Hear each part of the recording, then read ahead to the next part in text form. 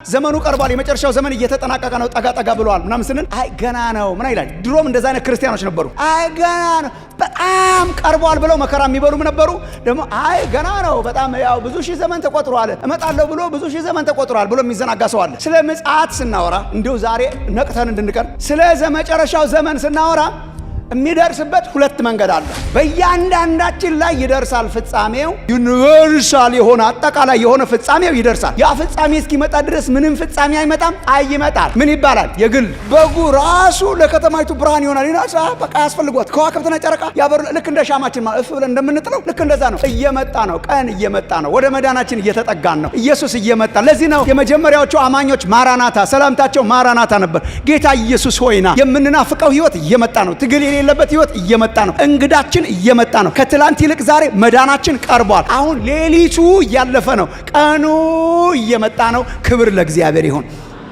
በጣም ትልቁ ጥያቄ ግን እንግዳ እንዳለበት ሰው እንዴት እንኖር ነው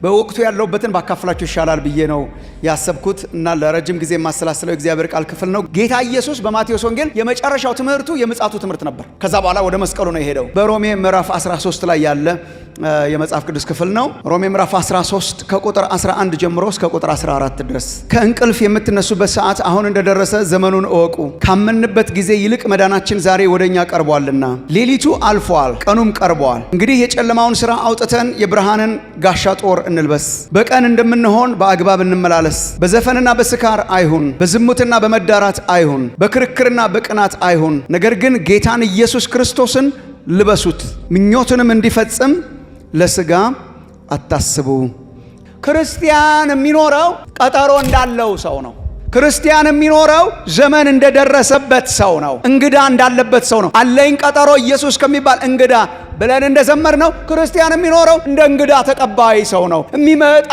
እንግዳ እየተጠባበቀ እንዳለ አይነት ሰው ነው ሊኖር የሚገባው በነቃና በሚጠብቅ ህይወት ነው መኖር የሚገባው ነው ሮሜ 13 እንግዳ ያለበት ሰው ያስታውቃል እንግዳ የሚመጣበት ቤትም ያስታውቃል እናንተ አሁን ራሳችሁ ምስክር ናችሁ ዛሬ ቤታችሁ እንግዳ መኖሩን ጥቂት ቤታችሁን ብታሳዩኝ አውቀዋለሁ ያስታውቃል የሽር ጉድ ቤት ነው እኛ ቤት እንግዳ ሊመጣ ሲል እኔም አውቃለሁ ልጆችም ያውቃሉ ያስታውቃል ዝም ብለን እንኖራለን እኛ ሲምፕል ነው በቃ እንኖራለን ብቻ የሆኑ ነገሮች ለወጥ ካሉ በጠዋት ተነስቶ ጋጋጋ የሚል ነገር ከበዛ አለ የሚመጣ ማን ነው እንጂ የሚመጣል ያስታውቃል እንግዳ ጠባቂ ሰው ያስታውቃል ደግሞ ትክክል ነው በጣም ከቤት ውጭ የሚመጣ የምናስተናግደው በተለይ የምናከብራቸው የምንወዳቸው ጓደኞቻችን ሲመጡ ነቃ ብሎ መዘጋጀት ያለ ነው ይሄ እንግዳ ጋብዞ የሚዘናጋ ሰው ብዙ አናውቅም በሀገራችን በተለይ እንግዳ ተቀባይነን ብለንም ስለምናስብ በጣም ብዙ ዝግጅት ይደረጋል that's fine ልክ ነው አይተው ሰውየውን ያስታውቃል የሌለበት ቤትም ያስታውቃል እንግዳ የማይመጣበት የሚመጣበት ቤትም ያስታውቃል ክርስቲያን የሚኖረው እንደዛ ነው ወንድሞች እናቶች ተጠባባቂ እየመጣ ያለ እንግዳ አለ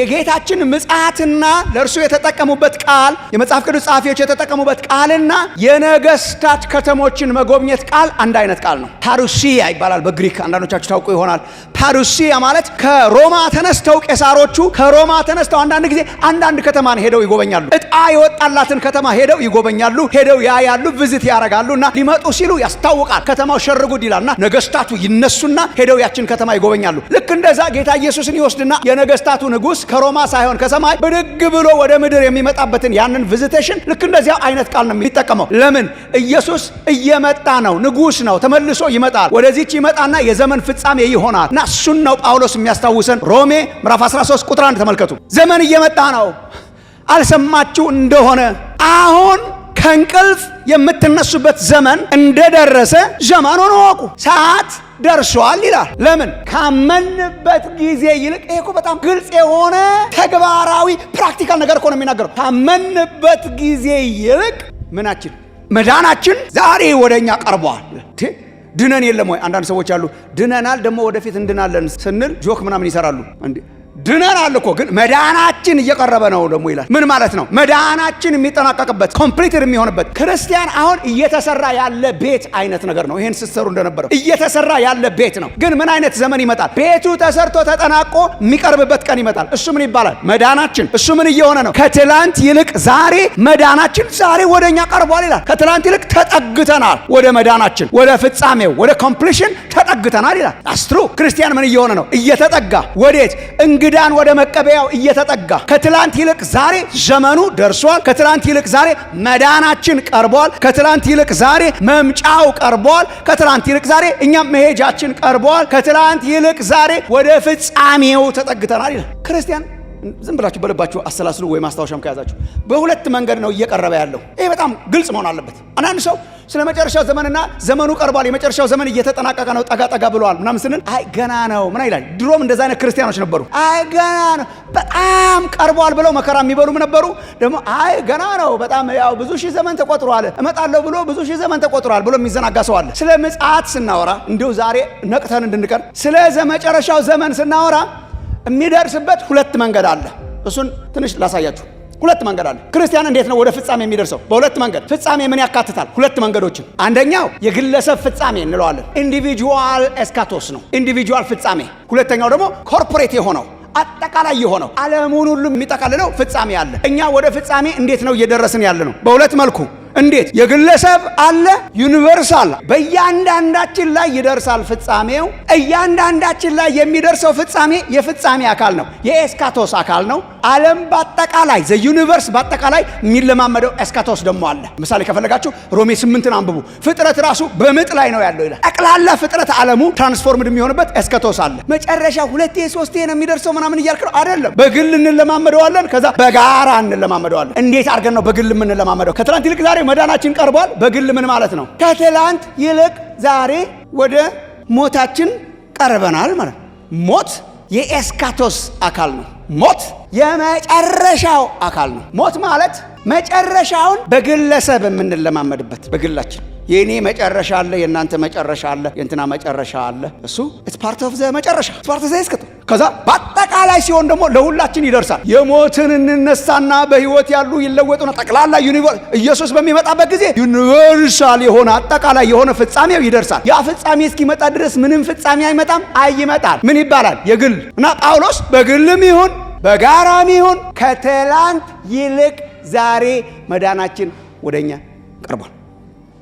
አሁን ሰው ልደቱን ሲያከብር ምን እያደረገ ነው? እንደ ቁጭ ብላችሁ አስባችሁት እንደሆነ ሰው ልደቱን ሲያከብር እድሜ ጨመረ ብሎ ነው እያከበረ ያለው ወይስ እድሜ ቀነሰ ነው እያከበረ ያለው? እድሜ ጨመረ ነው። እድሜ እኮ ጨመረ ነው። ልክ ነው። ኢን ዋን ዌይ ጥሩ ነው። ልክ ነው። እድሜ ጨመረ ነው እኮ ኢን ዋን ዌይ እድሜ ጨመረልኝ ነው። ተመስገን ነው። ለዛ ለማመስገን ነው። ሶ ዛሬ ከሰዓት በኋላ ፕላን ካላችሁ ጎ አሄድ፣ ኬኩን ቁረሱት፣ መብራቱን አብሩት፣ ምናምን አርጉት፣ ሻማው ይለኮስ። ለምን? እድሜ ጨመረልን እግዚአብሔር። ግን ሪሊ እድሜ ጨመረልን ነው ወይ? በሌላ አገላለጽ እኮ ሪሊ እድሜ ቀነሰ ነው። ለምሳሌ 100 ዓመት እንድትኖሩ በቃ ልመድብላችሁ። ሰው መኖር ስለሚፈልግ እዚች ምድር ላይ በቃ 100 ዓመት እንዲኖር የታሰበ ሰው 50ኛ ዓመቱን ዛሬ ሲያከበር እኮ ከትላንት ይልቅ ዛሬ ወደ 100 ተጠጋሁ ነው። በሌላ አገላለጽ ባለፈው ዓመት ልደቴን ሳከበር 51 ቀርቶኝ ነበር ወደ መዳኔ፣ ዛሬ 50 ቀረኝ ነው። የሚቀጥለው ዓመት 51 ሲሆን አምና 50 ቀርቶኝ ነበር፣ ዘንድሮ 49 ቀረኝ። እሱ እኮ ነው ማይ ፍሬንድስ፣ ፕራክቲካል እኮ ነው። ከትላንት ይልቅ ዛሬ እኮ ወደ ፍጻሜያችን እየገባን ነው። ከትላንት ይልቅ ዛሬ እኮ ወደ ኢየሱስ ምጽአት እየተጠጋን ነው። ለእኛ ደስ የሚለው ለክርስቲያኖች ደስ የሚለው ወደ መዳናችን ነው። ወደ መዳናችን ይልና እንዲያውም ጳውሎስ ሌላ አገላለጹ ለክርስቲያን ማለት ነው። ጌታ ኢየሱስን ካልተቀበላችሁ ማሰብ ያለባችሁ ለዚህ ነው። ወዴት እየተጠጋችሁ ነው እንጂ እየተጠጋችሁ ነው። በጌታ ኢየሱስ ያመኑ ወደ ምናቸው እየተጠጉ ነው? ወደ መዳናቸው ፍጻሜ። ይሄ ከኃጢአት ጋር የምንታገለው ህይወት አለ አይደል? አሁን ድነናል፣ ግን ከኃጢአት ጋር የምንታገለው ይገላግለናል። ኢየሱስ ይመጣል ይገላግለናል። የእውነት ከዚህ የስጋ የኦልድ ኔቸር ትግል እና ትግል ከሆነች ዓለም ይገላግላል፣ ይመጣል። ወንድሞቼ ናቶቼ ወደው እኮ አይደለም። ጨረቃና ከዋክብት እኮ ቦታ የሚለቁት ወደው አይደለም። መብራት ይመጣል። ለከተማይቱ የመብራት ብርሃን አያስፈልጋት።